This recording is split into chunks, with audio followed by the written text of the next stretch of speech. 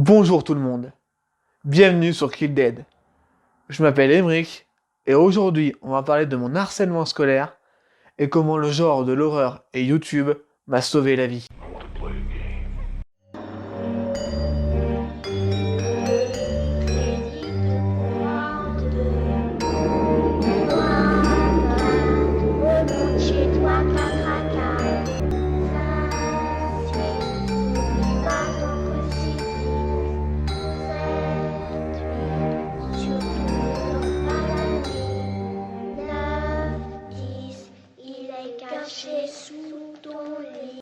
Tout a commencé dans la première école primaire où je pense qu'à notre âge tout le monde a déjà joué au foot. Quand tout à coup, parce que je n'ai pas réussi à arrêter la balle, on m'a claqué la tête contre le mur du préau avec pour résultat un traumatisme crânien et une cicatrice qui perdure aujourd'hui, celle-là. En apprenant ça, ma famille et moi, on a décidé de déménager dans la Loire. Et là, pour mon plus beau bonheur, ce fut mes seules années où je n'ai rien vécu comme violence, soit sexuelle, mentale ou physique. Par contre, les années scolaires, que ce soit du collège ou du lycée, ce fut les pires de ma vie. Ça a commencé la première fois quand je suis allé au collège pour la rentrée. J'étais, on va dire, j'ai été stressé car j'étais en surpoids dû à la perte de ma grand-mère maternelle. Je peux vous dire que j'ai déjà gros sur la patate. Et j'avais surtout peur du regard des autres. On va commencer à parler de violence physique qui, pour ma part, était le plus facilement oubliable. Ça allait des coups dans la tête, des coups de poing, des tapettes, des béquilles, des coups de pied, des balayettes, jusqu'à soit un peu plus violent. Où ça a commencé à balancer des fourchettes, des couteaux, des cartables et au maximum des passages à tabac. Pas un jour où je n'ai vécu aucune violence physique. Mais pour ma part, après les violences physiques, il y a les violences mentales, morales, où celles-là sont impossibles à oublier. Ça allait des surnoms comme gros lard, erreur de la nature, tu mérites de mourir, tu sers à rien, jusqu'à qu'on m'interdise de parler aux autres ou de m'asseoir à côté des autres à la cantine. Vient à ce moment-là une violence que j'ai mis longtemps à accepter que j'en sois victime. Celle des violences sexuelles. Je vais vous parler de mon viol. Ça a commencé, je ne sais plus trop la date, je crois que j'ai fait un blocage mental. Mais je sais comment ça s'est passé.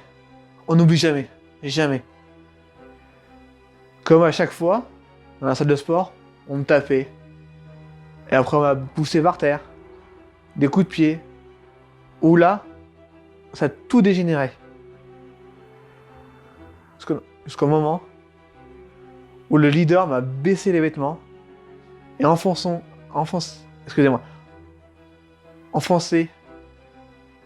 des tubes de colle, des stylos, des règles.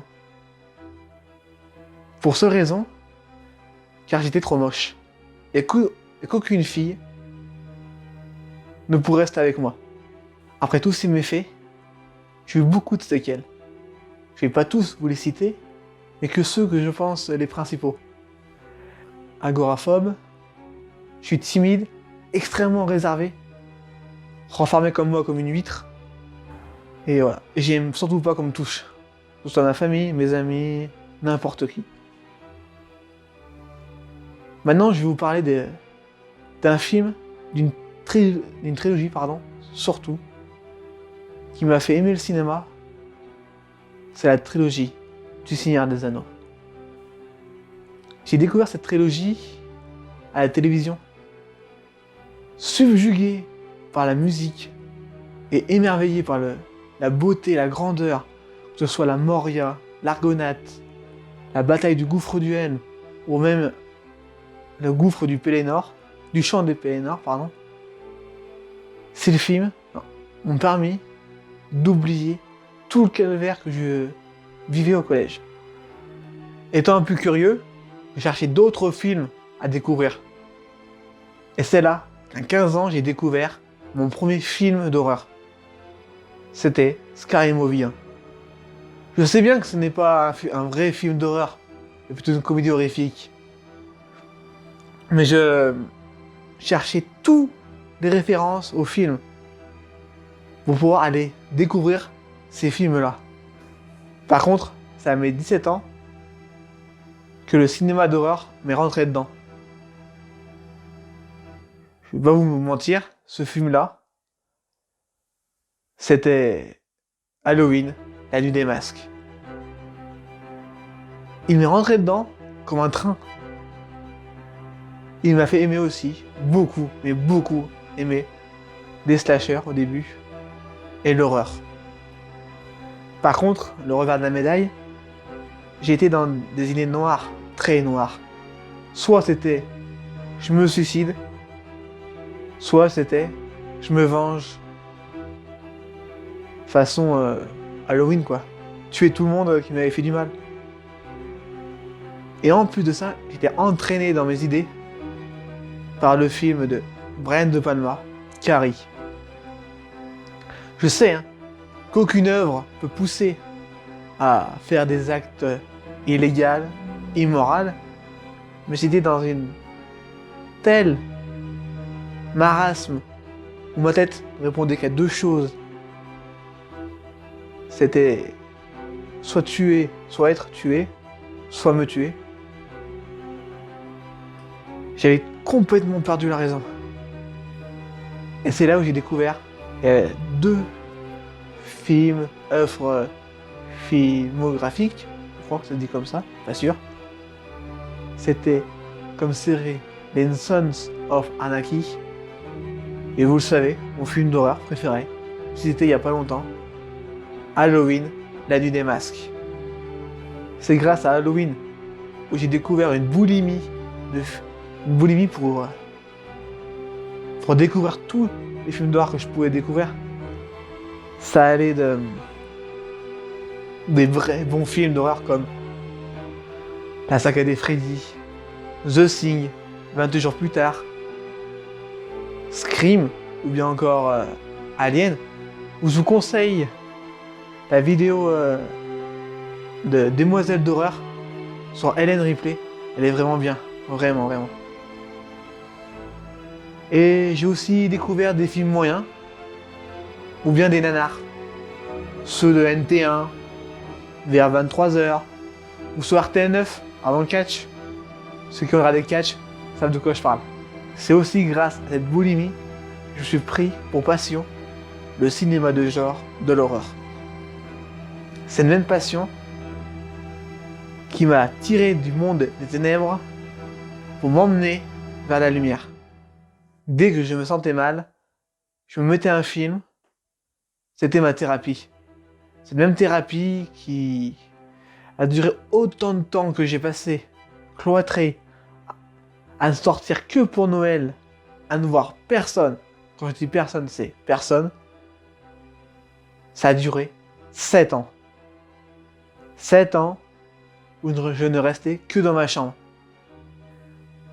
Le déclic, c'était ma sleeve. Pendant ces 3 semaines de convalescence, j'écrivais des scénarios de court-métrage, des idées de chaînes YouTube, de vidéos, même de poésie d'horreur. Et c'est là aussi que j'ai découvert, on va dire, le maître de l'horreur en littérature, Stephen King. Et c'est là que j'avais en cherchant sur YouTube des vidéos d'horreur, de chaînes, que je suis tombé par hasard sur la chaîne du Gardien des cinémas.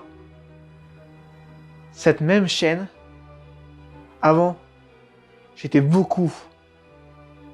regardais beaucoup de films en streaming illégal, mais grâce à lui, ou à cette chaîne, on va dire, je me suis découvert une passion aussi pour le support physique. Je crois que ça se voit quand même. Hein. Je crois que ça se voit. Puis, on va dire en même moment, pile poil, je sais pas si c'est le destin, j'ai découvert les chaînes de Durandal, d'Yves de Panda, du Fossoyeur du film et de Karim Debache, qui ont, sans le vouloir, allumé une flamme en moi qui était d'ouvrir ma propre chaîne YouTube.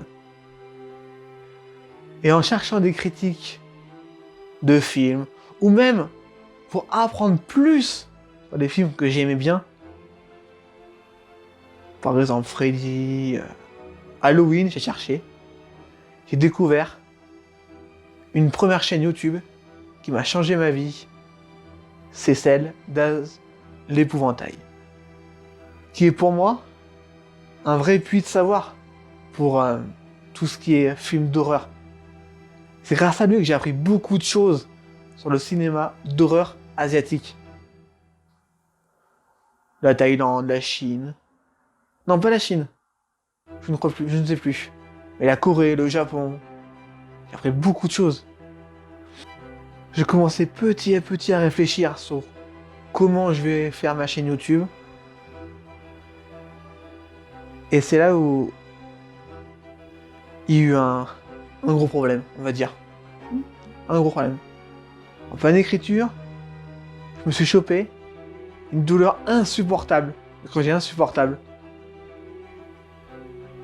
c'était que ma vésicule biliaire était bouchée. Pratiquement nécrosée. Oh, je crois bien que si. Je me rappelle plus, mais je crois bien que si. Les docteurs savaient même pas comment j'ai pu survivre à ça. Ils ne savaient même pas. Donc en urgence vitale absolue, pas absolue, je sais plus ce qu'il m'a dit, mais je crois bien que c'était urgence vitale. Ça c'est sûr. On m'a opéré d'urgence. Et là je peux vous dire que le moral, il était pas bon. Mais vraiment pas bon. J'étais au bout. J'ai essayé de faire ma thérapie, regarder des films, mais même pas. Ça ne marchait pas. Donc je cherchais des chaînes YouTube comme j'avais fait auparavant. Et c'est là où j'ai découvert 2 autres chaînes YouTube qui changera ma vie. Que ce soit les Demoiselles d'horreur et Laura fait genre. Grâce à elle, j'avais décidé, sur mon lit d'hôpital, à ouvrir ma chaîne YouTube. Mais j'avais peur, vraiment peur du regard des autres. Et surtout, j'avais honte de mon physique. Puis, en voyant les vidéos d'Az l'Épouvantail, de Laura fait genre, de Demoiselles d'horreur, c'est bon. Je me suis dit enfin à ouvrir ma chaîne. Donc je travaillais à peaufiner quel sujet j'allais faire, comment. On serait plus sur la critique, sur le sketch, sur montrer les morts, qui sera officiellement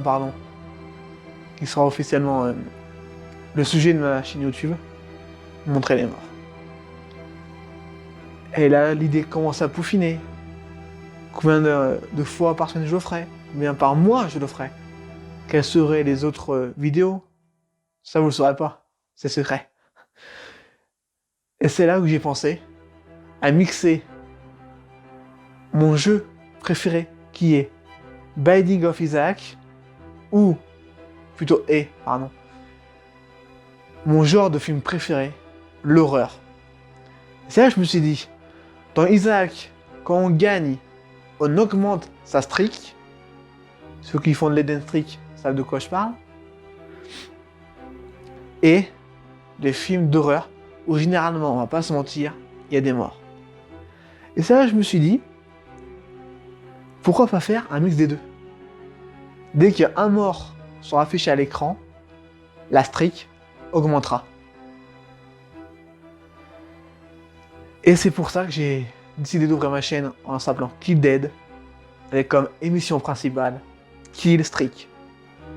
Pour revenir au genre de l'horreur, je voudrais le remercier. Il m'a changé, m'a soutenu quand j'avais des idées très noires au point de vouloir tuer des personnes ou me suicider, m'a ouvert aux autres, m'a rendu encore plus curieux que j'étais. Je sais que ça peut paraître ridicule, mais pour moi ça me fait du bien. Et c'est pour ça qu'en le remerciant, pour le remercier, pardon, j'ai ouvert ma chaîne YouTube. Qui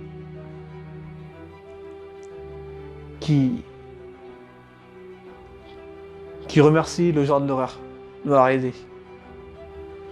Je voudrais aussi remercier les vidéastes que j'ai cités précédemment, comme As Épouvantail, In the Panda, Durandal, Demoiselle d'horreur, pardon, etc.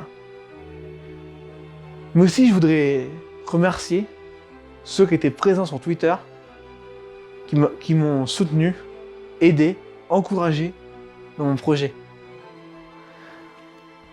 Par contre, maintenant, je vais passer un message de prévention. Ça va paraître un peu chiant, mais faut le faire. Si vous êtes victime d'harcèlement scolaire, ou que vous soyez, la famille d'une personne qui a vécu ou qui est en train de vivre, parlez-en. Je sais que c'est difficile. Moi, je l'ai pas fait. J'ai pas eu le courage de le faire. Allez voir des associations caritatives ou non qui vont vous accompagner, aider dans une démarche. Si vous voulez porter plainte, allez voir un psychologue. Je vous laisserai les numéros dans la description, avec le nom, l'association, les numéros de téléphone. Et je vais aussi parler aux témoins d'harcèlement. Agissez. Attendez pas que ce soit trop tard. N'ayez pas peur. Allez au CPE, parlez en surveillant, au directeur, mais ne laissez jamais courir.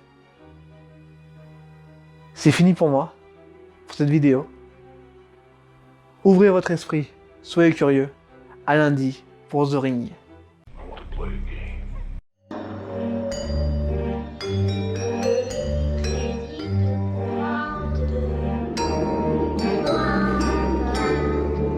Chez toi, caca, ça c'est pas ton possible. C'est surtout dans la nuit. 9, 10, il est caché sous ton lit.